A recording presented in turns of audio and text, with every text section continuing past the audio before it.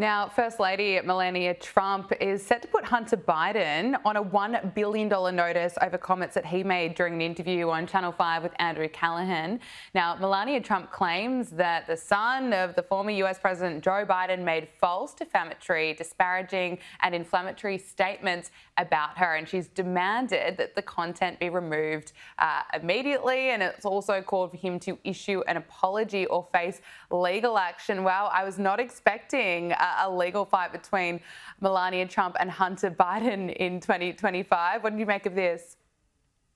Melania Trump does not play around, and God bless her for it. I think, Hunter Biden, if he keeps this up, he continues to spread lies about this first lady, he's going to have to make some more of those $300 million paintings. But I have a feeling that they probably won't sell for as much now that Joe Biden is not in office. But here's the deal. I think, again, where conservatives need to fight back. When the lamestream media continues to lie about us, when liberal folks like Hunter Biden continue to lie about us, let them know that it's time to F around and find out. And I think that's what Melania Trump is doing exactly.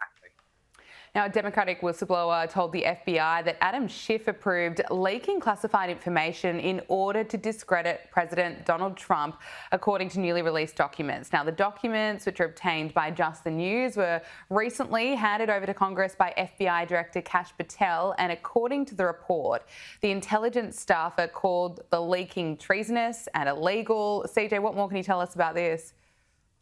I think what we need to do is take a hard look at this. And I think the DOJ under this president will do exactly that. Under the previous administration, we saw a weaponization of justice unlike anything we have ever seen before. But as we continue to uncover, as Kash Patel and Dan Bongino and many other in the FBI continue to look for, is corruption unlike anything that the American people could ever imagine. And so I think that these people need to be held accountable. Investigations need to ensue. And I hope that, justice will be as fair, as aggressive as it was under the previous administration. And if it is, I think folks like Adam Schiff will be held to account, and rightfully so. Now, there are reports that the Trump administration and Harvard University are close to reaching a settlement of $500 million. According to the New York Times, White House negotiators have made significant progress in their discussions with the university. Now, CJ, this, of course, comes after the Trump administration froze more than $2 billion in funding to Harvard and threatened to revoke its tax-exempt status due to Harvard and other universities' failure to address anti-Semitism.